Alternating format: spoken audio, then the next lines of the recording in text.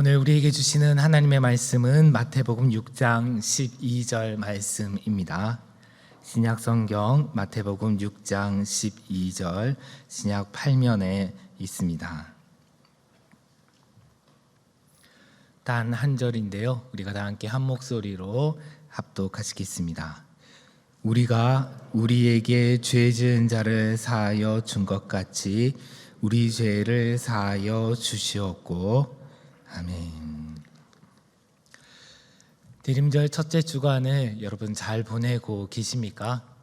우리에게 오시는 주님을 여러분의 삶 가운데서 만나고 계십니까? 오늘은 대림절 첫째 주간의 금요 기도회이자 또한 한 해의 마지막 달인 12월의 첫 번째 금요 기도회이기도 합니다. 그래서 오늘은 마지막 기도라는 제목으로 함께 말씀을 나누고자 합니다. 여러분들께서는 오늘 밤이 인생의 마지막 날이라면, 그리고 지금 이 순간이 인생의 마지막 순간이라면 하나님께 어떤 기도를 드리고 싶으십니까? 아마 많은 분들에게는 이 질문이 제법 당황스럽게 들릴지도 모르겠습니다. 아마도 많은 분들께서는 장차 이 세상을 떠날 때 가족들이나 그리고 주위 사람들에게 어떤 말을 남길지, 어떤 유언을 남길지를 생각해 보신 적은 있어도 어떤 기도를 드려야 될지는 별로 생각해 보신 적이 없으실 것 같습니다. 그러나 시인은 보통 사람들이 잘 보지 못하는 것을 주목해서 보고 사람들이 상상하지 못하는 데까지 상상의 날개를 펴는 것이 시인이죠. 김우성 목사님께서도 설교 중에 몇 번 인용하신 바 있는 정호승 시인은 마지막 기도라는 제목의 시에서 이렇게 기도합니다. 제가 시의 전문을 읽어드리겠습니다. 마지막 기도. 파르르 분노에 떨며 주먹이 칼이 되던 모든 순간은 꽃이 되기를. 절망의 벽을 내리치며 벽과 함께 와르르 무너져 내려 잠 못 이루던 순간은 모두 바람이 되기를. 시궁창 바닥 같은 내 혀 끝에 고여있던 모든 증오와 보복의 말들은 한방눈이 되기를.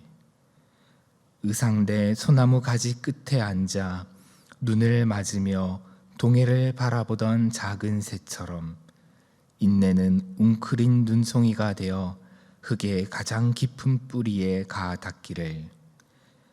창밖에 추적추적 겨울비가 내리고 커피물 끓이는 동안 겨울이 지나가고 다시 봄이 오지 않아도 결코 용서할 수 없는 용서에도 붉은 진달래가 피어나기를. 여러분 어떻게 들으셨습니까? 방금 제가 읽은 것처럼 이 시는 용서를 구하는 기도입니다. 용서받기를 구하는 기도가 아니라 용서할 수 있기를 구하는 기도입니다. 시인은 파르르 분노에 떨며 주먹을 움켜쥐던 순간도, 그리고 그 주먹으로 절망의 벽을 내리치며 무너져 내리고 잠 못 이루던 순간도 모두 꽃이 되고 바람이 되기를 기도합니다. 그리고 시궁창 바닥 같은 자신의 혀 끝에 구정물과 같이 고여있던 모든 증오와 보복의 말들이 이젠 용서를 통해서 한방눈처럼 새하얗게 정화되기를 구합니다. 그리고 마지막으로 창밖에 겨울비가 내리고 커피물을 끓이는 짧은 시간처럼 짧은 인생이 지나가 다시 봄을 맞지 못한다 할지라도 결코 용서할 수 없는 용서에도 붉은 진달래가 피어나기를 간구하고 있습니다. 여러분 혹시 이 시에서 좀 마음에 와닿는 또는 공감이 되는 시어나 식구가 있으신지요? 아마 저를 포함해서 많은 분들이 파르르 분노에 떨며 주먹을 쥐거나 그 주먹으로 벽이나 문을 내려치거나 혀끝으로 증오와 보복의 말들을 내뱉거나 잠을 이루지 못했던 순간이 있었을 것이라고 생각합니다. 어쩌면 지금도 그런 고통스러운 시간들 속에 계신 분들이 계실지도 모르겠습니다. 그런데 시인도 마찬가지입니다. 지난 가을 저는 이 정호승 시인의 등단 50주년을 기념하는 시집이 발간되고 북토크가 열린다고 해서 가보았습니다. 평소 좋아하던 시인을 직접 보고 또 그의 말을 직접 들어보고 싶었습니다. 마치 시간이 목요일 저녁이어서 일과를 마치고 부지런히 북토크가 열리는 출판사로 갔습니다.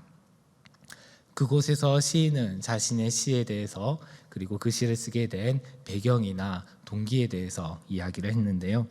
그 중에서도 제게 매우 인상적으로 다가온 것은 용서에 대한 이야기였습니다. 시인은 자신도 용서의 문제로 괴롭게 씨름을 하고 있으며 아마도 자신이 죽을 때까지 그 씨름을 계속할 것 같아라고 그렇게 말했습니다. 실제로 새로 나온 시집에는 이 용서에 대한 시들이 여러 편 있었는데요. 조금 전에 읽어드린 마지막 기도도 그렇고 그리고 또 용서에 관한 단상이라는 시도 있습니다. 이 시도 제가 일부를 좀 읽어드리면 이렇습니다. 죽음은 용서가 아니다. 죽음이 용서를 완성하지 않는다. 내가 용서하지 못하는 이가 죽으면 용서할 수 있을 줄 알고 기다렸으나 아니다. 그게 아니다. 고인이 되어도 용서할 수 없다. 그는 죽어 흙이 된 지 이미 오래되었으나 바람이 불면 흙먼지를 일으키며 나를 괴롭힌다. 잠이 오지 않는다. 누구의 잘못인가? 죽음을 사랑하지 못하는 나의 잘못인가? 그의 죽음이 아니라 나의 죽음이 용서를 완성하는 것인가? 매우 정확한 통찰이 아닐 수가 없습니다. 나에게 커다란 고통과 괴로움을 준 사람, 그래서 결코 용서하지 못할 것 같은 그런 사람이 있다고 생각해 봅시다. 그러면 그 사람을 언제 용서할 수 있을까요? 언제쯤이 되어야 그 사람이 준 상처와 고통으로부터 자유롭게 될 수가 있을까요? 그가 죽으면 가능할까요? 그러나 시인은 그것이 아니라고 말합니다. 나에게 고통을 준 원수와 같은 그 존재가 죽어서 고인이 되어도 결코 용서할 수 없고 바람이 불면 그로부터 받은 상처가 기억이 나서 흙먼지를 일으키며 자신을 괴롭힌다고 말합니다. 그래서 그는 나의 죽음이 용서를 완성하는 것인가? 라고 자신에게 스스로에게 자문하고 있습니다. 하지만 이 질문에도 대답은 역시 아니다 이겠지요. 내가 하지 못한 용서는 내가 죽으면 미완의 상태로 남아있을 뿐 결코 저절로 완성되지 않습니다. 그래서 이러한 맥락에서 이 정호승 시인은 앞서 읽어드린 마지막 기도라는 그 시를 썼습니다. 그리고 그는 겨울이 지나고 하고 봄이 다시 오지 않아도, 즉 봄을 다시 맞지 못한다는 것은 자신의 죽음을 말하는 거잖아요. 자신이 죽는다 해도 결코 용서할 수 없는 용서에도 진달래가 피기를 기도하고 있습니다. 이 정호승 시인은 그리스도인입니다. 좀 더 구체적으로 말씀드리면 정확하게는 가톨릭 신자인데 그는 북토크에서 자신은 집에 그 네덜란드 개신교 화가 렘브란트가 그린 탕자의 귀향이라는 그림을 걸어두고 종종 바라본다고 했습니다. 돌아온 아들을 품에 안고 있는 그 아버지, 하나님의 사랑과 용서를 묵상하며 그것을 자신의 것으로 삼으려고 노력하고 있다라고 그렇게 이야기하였습니다. 하나님의 용서, 그것이 모든 용서의 근원이자 완성입니다. 그래서 예수님께서도 오늘 본문 이 주기도의 한 구절에서 우리의 용서와 하나님의 용서를 연결시키고 있습니다. 우리가 우리에게 죄 지은 자를 사하여 준 것 같이 우리 죄를 사하여 주시옵고. 사실 이 주기도를 주문처럼 그냥 줄줄줄 외는 것이 아니라 그 말의 의미에 주의를 기울이면서 진심으로 이 주기도를 드린다고 한다면 이 부분에서 우리의 마음은 종종 걸리기 마련입니다. 마치 자동차가 과속 방지턱을 지날 때처럼 턱 하고 걸립니다. 왜냐하면 입술로는 우리가 우리에게 죄 지은 자를 사하여 준 것 같이 우리 죄를 사하여 달라라고 그렇게 구하고 있는데, 사실 마음에서 우리의 양심은 우리가 아직 용서하지 못한 사람이 있으면 그 사실을 기억나게 깨닫게 하기 때문입니다. 이렇게 예수님께서 직접 가르쳐 주신 이 기도문은 매우 의도적으로 우리의 양심을 찌르고 일깨웁니다. 우리가 하나님께 용서를 구하면서도 다른 이들을 용서하지 못한 것을 깨닫게 함으로써 스스로 부끄러워하게 하고 다른 이들을 용서하라고 촉구하고 있습니다. 마음이 진실하여서 하나님 앞에서 순전한 삶을 살아가기 원하는 사람들은 그러한 양심의 소리에 귀를 기울이고 어떻게든 이 문제를 해결하려고 노력하겠죠. 최소한 이 정호승 시인처럼 자신의 분노가 용서로 바뀌는 은총을 얻기를 기도할 것입니다.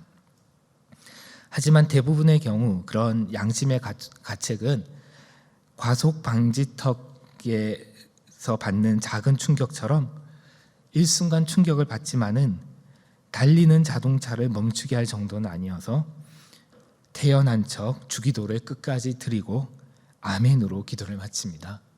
그리고 그 양심의 가책은 다시 우리의 의식 아래로 사라져 버립니다. 이것은 크게 두 가지 이유 때문에 그런 것 같습니다. 첫 번째는 죄로 인해서 우리의 마음이 뻔뻔해졌기 때문입니다. 이런 사람은 마치 마태복음 18장에서 자신은 주인에게 1만 달란트를 빚졌지만은, 그리고 그것을 탕감받았지만은 자신에게 100데나리온을 빚진 자를 잡아서 그것을 갚으라고 옥에 가둔 그런 뻔뻔한 사람과 비슷합니다. 실제로 오늘 본문에서 죄를 사하다라고 번역된 그리스어는 빚을 탕감하다라는 뜻을 가지고 있습니다. 그러므로 마태복음 18장에서 100데나리온을 빚진 동료를 옥에 가둔 사람처럼 염치 없이 자신은 다른 이들을 용서하지 않은 채 하나님의 용서를 구하면서도 전혀 부끄러워하지 않는 그런 사람이 있습니다. 그들은 자신은 하나님의 용서를 받을 만한 괜찮은 사람이지만은 나에게 상처를 준 사람, 나를 괴롭힌 그 사람은 결코 용서를 받을 수 없는, 받아서는 안 되는 나쁜 사람, 악한 사람이다라고 생각합니다. 또한 두 번째로 종종 주기도를 드리면서도 남을 용서하지 못하는 이유는 고통스러운 상처나 불편한 문제를 직면할 용기가 없어서 회피하려고 하기 때문입니다. 이것은 음식물 쓰레기를 냉장고 속에 넣어두거나 아니면 싱크대 속에 잘 보이지 않는 곳에 그냥 처박아 놓는 것과 마찬가지입니다. 이것은 그 괴롭고 불편한 기억, 그 상처를 당장은 잊고 살 수 있어도 망각 속에 밀어넣은 기억을 상기시키는 그런 어떤 상황을 만나게 되면 앞서 읽은 시의 한 구절처럼 바람이 불면 흙먼지를 일으키며 그 기억들은 나를 괴롭히게 될 것입니다. 혹시 여러분들도 그런 적이 있지는 않으십니까? 그런데 사실 이 두 가지 경우는 모두 용서에 실패할 수밖에 없습니다. 마음이 뻔뻔한 경우나 용기가 없는 경우 모두 용서의 근거가 우리 자신에게 있는 한 우리는 실패할 수밖에 없습니다. 오늘 읽은 우리말 성경에서 마태복음 6장 12절은 논리적인 순서를 따라서 우리가 우리에게 죄 지은 자를 사하여 준 것 같이 우리 죄를 사하여 주시옵고 라고 번역이 되어 있어서 우리가 다른 이들을 용서하지 않으면 하나님의 용서를 받을 수 없는 것 같이 생각될 수도 있습니다. 또는 우리가 하나님의 용서를 받을 수 있는 근거가 우리가 다른 사람을 용서했기 때문에 용서를 받을 수 있다라고 생각할 수도 있습니다. 하지만은 원래 그리스어 원문에서는 그 어순이 반대입니다. 우리가 다른 이들의 죄를 용서하는 것보다 하나님께서 우리 죄를 용서해 달라라는 그 간구가 더 먼저 나옵니다.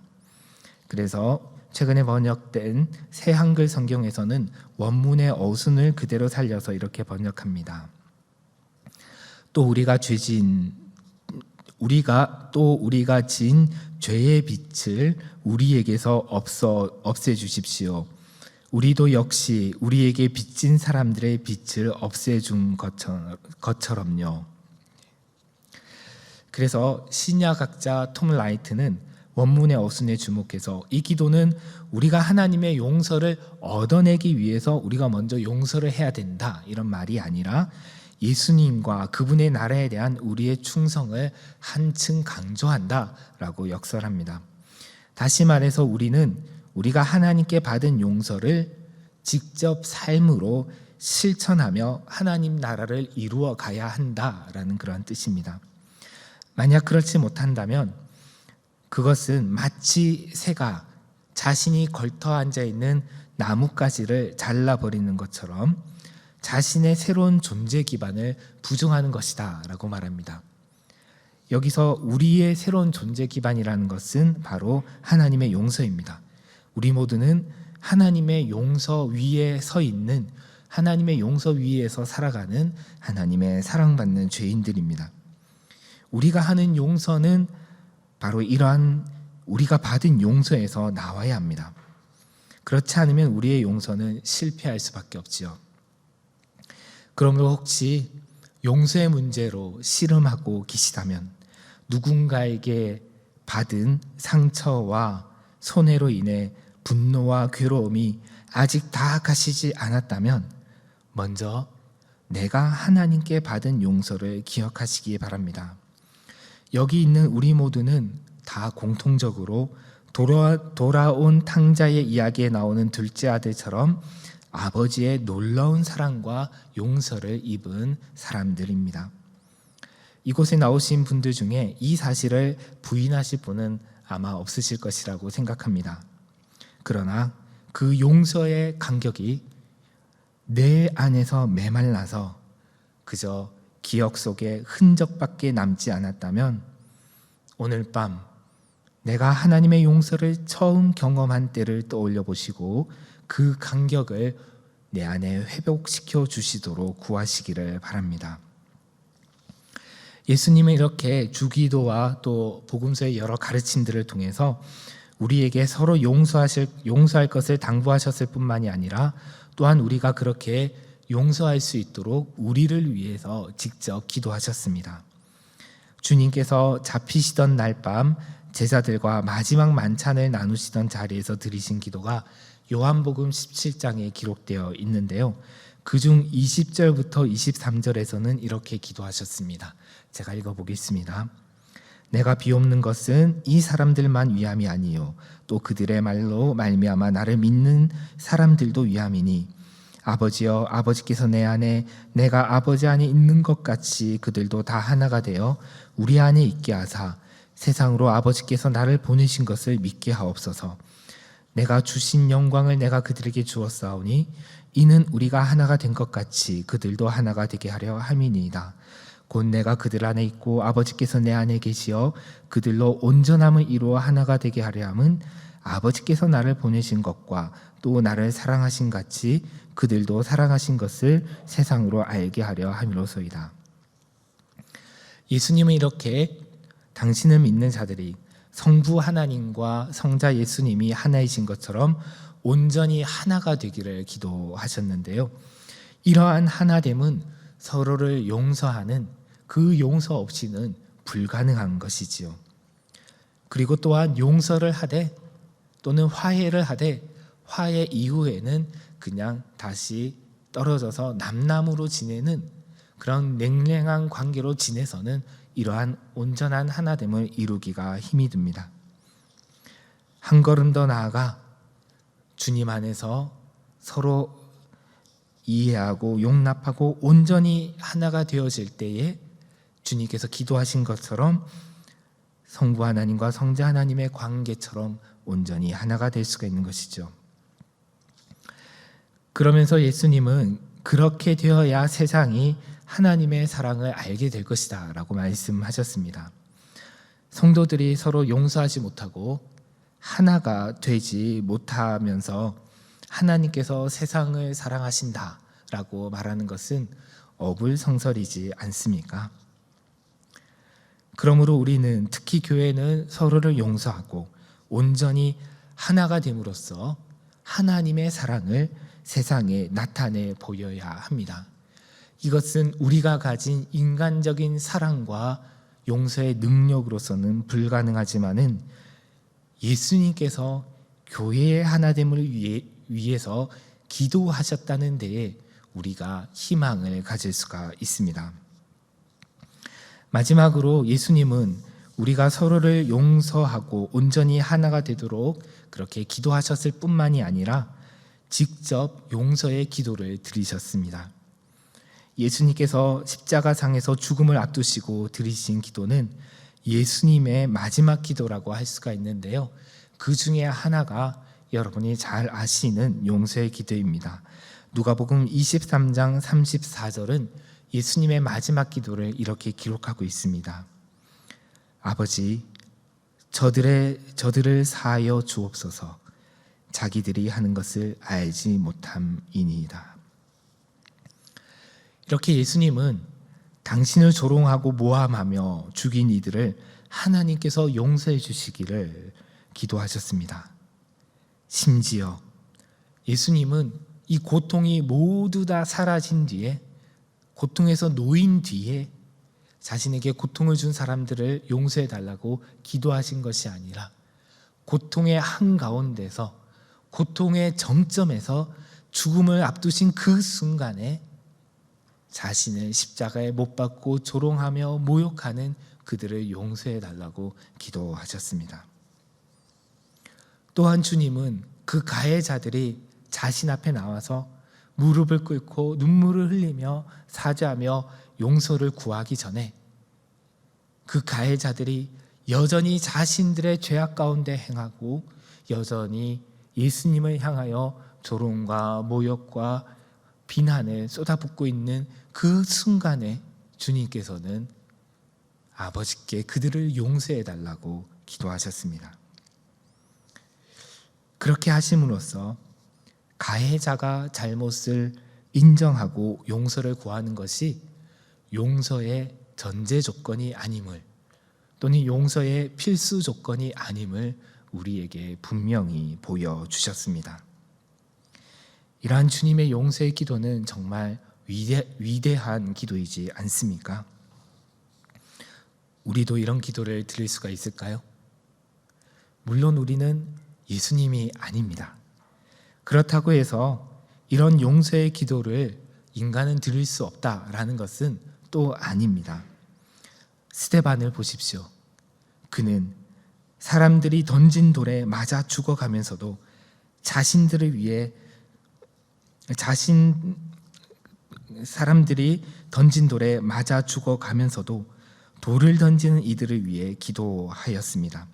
사도행전 7장 59절과 60절은 스데반 집사님의 마지막 기도를 이렇게 기록하고 있습니다. 그들이 돌로 스데반을 치니 스데반이 부르짖어 이르되 주 예수여 내 영혼을 받으시옵소서 하고 무릎을 꿇고 크게 불러 이르되 주여 이 죄를 그들에게 돌리지 마옵소서. 이 말을 하고 자니라. 물론 우리는 당장 예수님이나 스데반처럼 기도하기는 어렵습니다. 특별히 우리가 받은 상처가 우리의 마음 한가운데서도 여전히 쓰라리게 살아있고 그리고 붉은 피를 흘리고 있는 그 순간이라면 더욱더 이렇게 기도하는 것이 어렵습니다. 그러나 우리는 최소한 정호승 시인처럼 파르르 분노에 떨며 주먹이 칼이 되던 모든 순간이 꽃이 되기를, 절망의 벽을 내리치며 벽과 함께 와르르 무너져 내려 잠 못 이루던 순간은 모두 바람이 되기를 기도할 수는 있지 않을까요?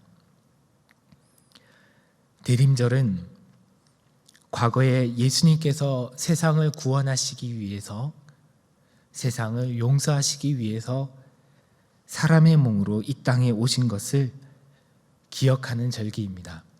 그것만이 아니라 장차 주님께서 다시 오실 것을, 마지막 날에 다시 오실 것을 기대하며 기다리는 절기입니다. 그러므로 대림절은 필연적으로 종말을 향합니다. 대림절은 필연적으로 마지막 때를 향합니다. 사실 대림절은 교회력으로 따지면 첫 번째 절기이고, 그리고 대림절이 있는 달은 첫 번째 달입니다.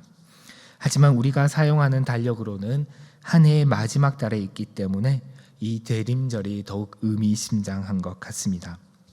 우리는 대림절을 지키며 달력이 영원히 반복되는 것이 아니라 언젠가는 끝이 있으며 우리는 그 마지막 때를 향해 가고 있음을 기억합니다.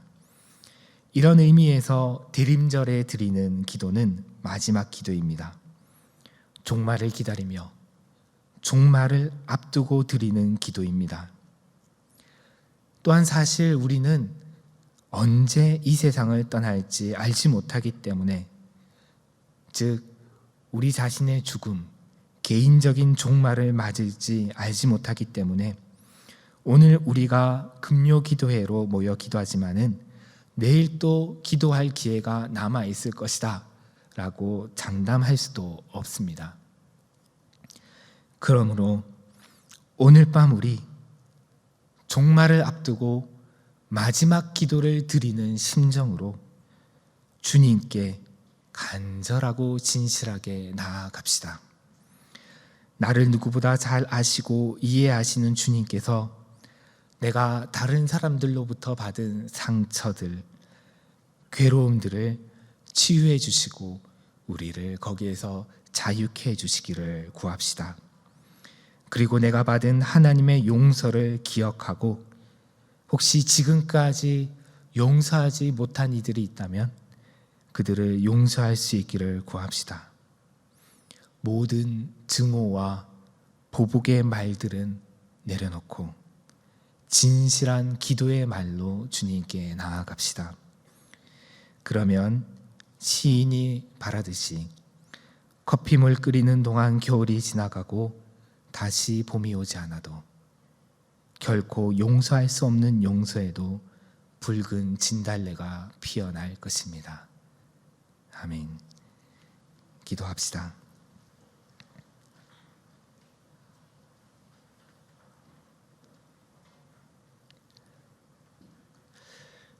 하나님 아버지, 저희는 주님의 용서를 받아서 그 용서의 기반 위에서 살아가고 있지만은 때로는 용서하지 못한 채로 살아갈 때가 많습니다. 어쩌면 지금 이 순간 저희들 마음 깊은 곳에는 용서하지 못한 사람들의 이름과 얼굴이 숨겨져 있는지도 모르겠습니다.